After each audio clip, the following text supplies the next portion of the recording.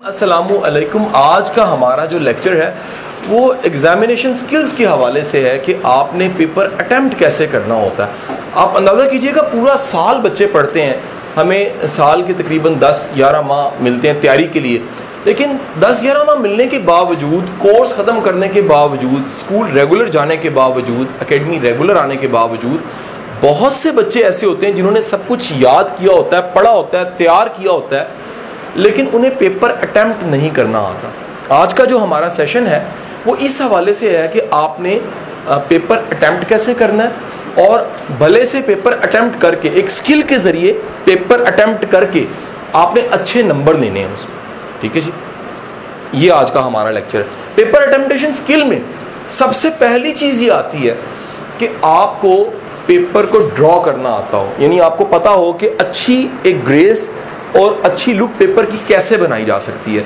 इसे दूसरे लफ्जों में ये भी कह सकते हैं कि जो एग्जामिनर है, जो चेक करने वाला है, पेपर को चेक करता है, आपने उसको इंस्पायर कैसे करना है। जब आप किसी को इंस्पायर करते हैं तो फिर वो क्या करता है, वो नंबर देगा आपको, कहेगा यार क्या ज़बरदस्त पेपर है। क्योंकि पेपर जब सामने आता है एग्जामिनर के, आप वहाँ मौजूद नहीं होते, आपकी तस्वीर सामने नहीं होती, आपकी मेहनत सामने नहीं होती। मेहनत का सबूत सिर्फ यही होता है कि आपने पेपर को अच्छे अंदाज से अटेम्प्ट किया हो।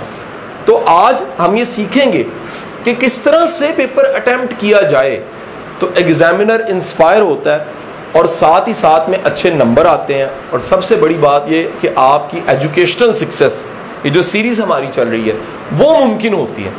एजुकेशन के हवाले से आपकी एक अच्छी डिग्री बनती है, एडमिशन कहीं मिलता है। तो याद रखिए कि अगर कोई भी चीज़ आपने पेपर में अटेम्प्ट करनी है, फ़र्ज़ कीजिएगा कि एक पेज है, मैं ड्रॉ करके दिखा रहा हूँ और इसके बराबर में सेम इसी तरह का एक और पेज है,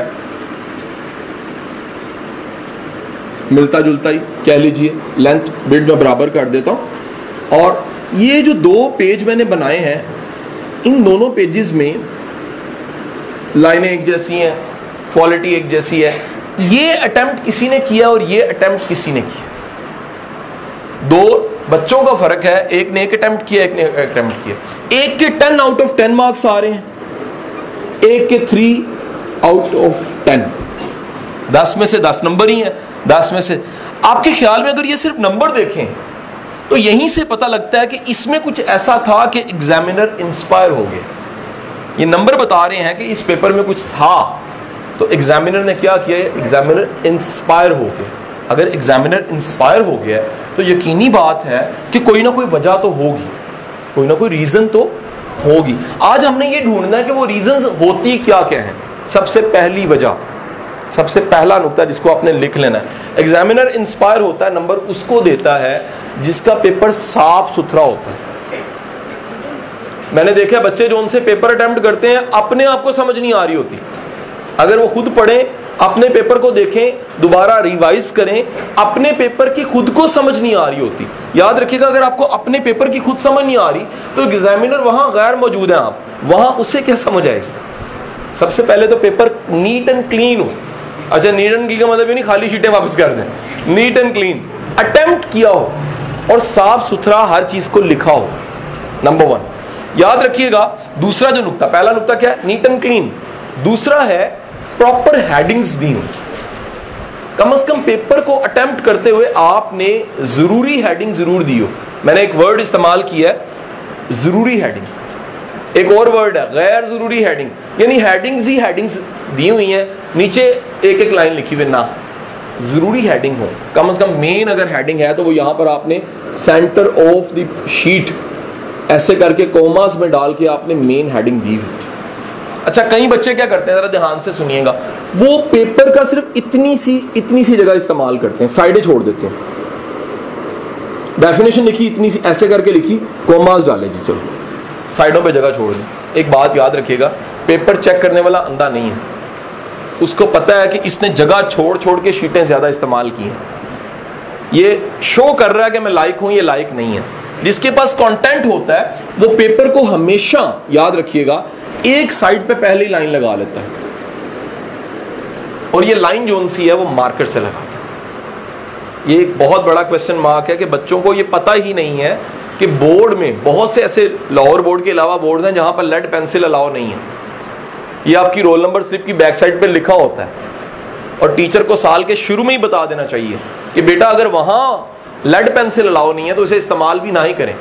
आपने डायग्राम बनानी है, आपने लाइनें लगानी है, अपने मार्कर से लगानी है, और मार्कर जो उनसे ब्लू अलाउ है, ब्लैक मार्कर अलाउ नहीं है। और आप डिसेंट सी बिल्कुल प्रॉपर जो सा वो लाइन लगाएं जो थोड़ी सी बोल्ड सी हो, पता लगे कि लाइन ड्रॉ की हुई है। अब इसके बाद जितना बाकी जगह आपके पास बची है बेटे इसको इस्तेमाल में, फिर उसका तरीका क्या है, ये सारी लाइन को भरें, पूरी लाइन यहां से शुरू करें और यहां तक एंड करें पूरा। एक कोने से शुरू करें दूसरे कोने तक, एक कोने से शुरू करें दूसरे। डेफिनेशन लिखनी है तो उसको बोल्ड कर दें, सिर्फ उसको बोल्ड कर दें, लेकिन उसके लिए जगह जाया ना करें, शीट जाया ना करें। अगली बात, अगला पॉइंट लिखने वाला जोन सा है, ये मैंने क्या कहा है जी, लाइन प्रॉपर लगानी है, पेपर रेलिवेंट लिखना है। अगला नुक्ता बेटे, एग्जामिनर हमेशा इंस्पायर होता है जो पूछा गया उसका जवाब उसे मिल गया, जो पूछा गया उसका जवाब जरूर लिखें। हम क्या करते हैं, दो तरह के केसेस बता रहा हूं, ये इस तरफ है फेल, ये है टॉप, ये टॉप करने वाला बच्चा है।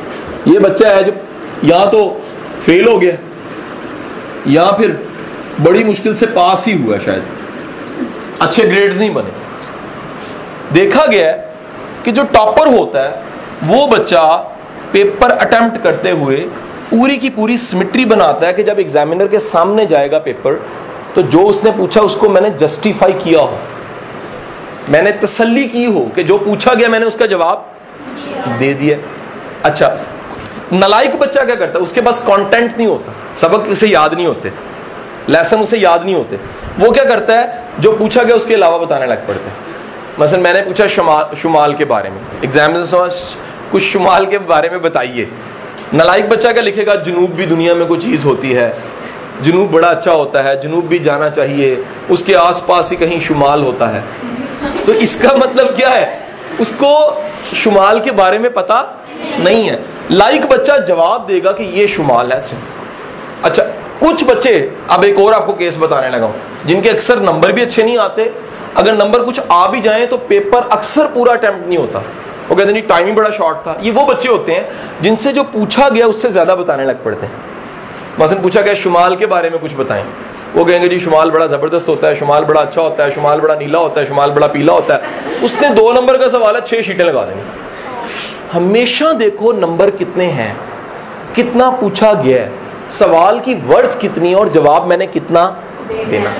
अगला नुक्ता बड़ा इंपॉर्टेंट बेटा, जब भी शॉर्ट क्वेश्चन या लॉन्ग क्वेश्चन खत्म कर दें लाइन लाजमी लगा। क्लोजिंग के ऊपर आपने लाजमी तौर पे लाइन ऐसे क्लोजिंग की मार्कर के जरिए लगानी है। रीजन क्या है, क्वेश्चन इज व्हाई, सवाल है क्यों, जवाब सुन लीजिएगा।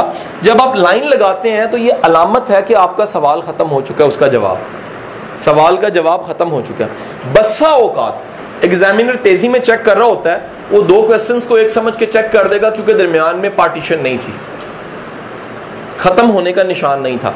जब भी खत्म करें तो प्रॉपर मार्कर से लाइन लगा के पता लग जाए कि ये शॉर्ट क्वेश्चन या क्वेश्चन जोन सा था, इसका जवाब मैंने दे दिया। आपको बात समझ आ गई। अगला पॉइंट जी, याद रखिएगा कभी भी गैर जरूरी नीचे जगह ना छोड़ें, पेपर में कहीं पर भी गैर जरूरी जगह ना छोड़ें। बच्चा 2 लाइनें ऊपर इस्तेमाल करता है, सवाल का जवाब खत्म हो चुका है, नीचे सारा सफा छोड़ देता है, एग्जामिनर इसको लाइक नहीं करता। अगर 50% से ज्यादा सफा इस्तेमाल हो गया फिर तो खैर है, लेकिन अगर 50% से कम इस्तेमाल हुआ तो आपको मेरा मशवरा है कि उसे इस्तेमाल में लाइए अगले सवाल के लिए। ठीक है। कई बच्चे ये गलती करते हैं, सवाल उन्होंने कहा जी कोई से 4 सवालों के जवाब दें, वो 5 के जवाब देते। अच्छा, 7 सोचते क्या है, जो सही होंगे एग्जामिनर खुद ही चेक कर ले। बेटा वो एग्जामिनर है, वो फूफी का बेटा नहीं है, वो रिश्तेदार नहीं है, वो आपका हमदर्द है नंबर देने तक। वो आउट ऑफ द वे जाके एक्स्ट्रा पेपर चेक नहीं करेगा, उसने पहले सवाल चेक करना है 4 वाले और बाकी 5वें को क्रॉस कर देना उसने। तो बेहतर है जो पूछा गया उसी का जवाब दे। अगला पॉइंट लिखिएगा जी। अगला पॉइंट ये बेटा है कि जब भी पेपर अटेम्प्ट करो, ये सबसे इंपॉर्टेंट बात बताने लगो, ये बड़े ध्यान से सुननी है। पहले सारे टीचर्स क्या कहते हैं, सबसे अच्छा सवाल पहले करो, फिर जो दूसरे नंबर पे उसको करो, फिर तीसरे, फिर सबसे माठा सवाल लास्ट पे। कभी ऐसे ना करें। सबसे अच्छा सवाल जिसको आता है, जिसका जवाब वो आप सेकंड नंबर पे रखते हैं। रीजन बता रहा, जो सेकंड नंबर पे अच्छा आता है उसको पहले करते हैं। होगा क्या, रीजन जरा सुन लीजिएगा। रीजन ये है कि जब आप सेकंड वाले को पहले पे करेंगे तो एग्जामिनर के जहन में भी यही है कि पहला सवाल इसने अच्छा ही करना, तो जो दूसरे वाले सवाल को आपने पहले नंबर पे किया उसके नंबर पहले के बराबर आएंगे।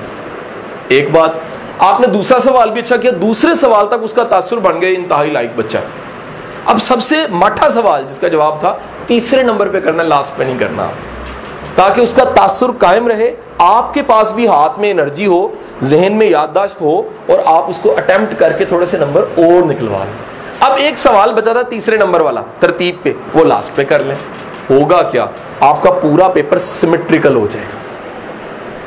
अच्छा सवाल, अच्छा ही सवाल दूसरा भी, तीसरे पे आगे थोड़ा सा फर्क पड़ा, उसने उसको सामने रखते हुए उसको भी अच्छे नंबर दे दिए। ये नफ्सियात है, ये डॉज नहीं है, ये कोई धोखा नहीं है, इंसानी नफ्सियात है कि इंसानी नफ्सियात को टैकल करना सीखें। अगली बात बता रहा हूं, एग्जामिनर के लिए हमेशा आसानी करें कि अगर कोई चीज मिस हुई है और आपको कहीं और लिखनी पड़ी है तो प्रॉपर निशानदेही करें कि यहां लिखी है मैंने। अगर कोई चीज काटनी पड़ गई है तो ये देखिएगा, फर्ज करेंगे लाइन है मैंने काटनी है, मैं बजाय कि इसको करूं बच्चे जो उनसे खराब कर देते ना, this is a wrong way. आसान सा काम है, ये लाइन गलत लिखी गई है, इस तरह इसके ऊपर क्रॉस लगाएं, इसके ऊपर एक बारीक लाइन लगाएं कि ये नहीं पढ़नी, क्रॉस है, नहीं कटेंगे। बेटे आपके आंसर्स के नंबर हैं, इन चीजों के नंबर नहीं। अगर पढ़ा ही नहीं जा रहा नंबर कटेंगे, अगर पढ़ा जा रहा है और आपने कहा ये गलती से लिखी गई है तो इसका तो कोई मसला नहीं है ना, इंसान से लिखने में गलती हो सकती है। लेकिन बेटे एक बात बताऊं आपको मैं, अगली चीज बताने लगा बड़ी इंपॉर्टेंट, ये गलतियां ज्यादातर उनसे होती हैं, उन बच्चों से होती हैं जिन्होंने टाइम पे टेस्ट नहीं दिए होते। बोर्ड के एग्जाम्स की अच्छी तैयारी होती है टेस्टों से। बच्चे क्या करते हैं, पढ़ सारा लेते हैं, टेस्ट नहीं देते। जो टेस्टों से प्रैक्टिस कर रहा है ना, बार बार टेस्ट, टेस्ट पे टेस्ट, टेस्ट पे टेस्ट, उसके लिए बोर्ड का पेपर हलवा है।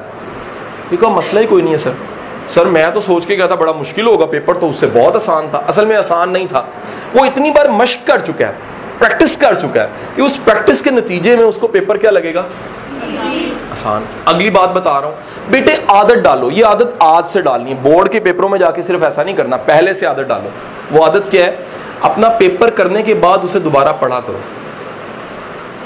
रीड द पेपर को दोबारा पढ़ा करो। एक बार मैंने किया क्या है, इसमें था क्या, मैंने कैसा अटेम्प्ट किया, इसमें सबसे बड़ा फायदा क्या होगा जरा सुनिए। लोग कहते हैं नहीं आपको अपनी गलतियां पता लगेंगी, एक फायदा, इससे बड़ा फायदा बताने लगा हूं बेटे, अपने आप को असेस करने की आदत पड़ जाएगी।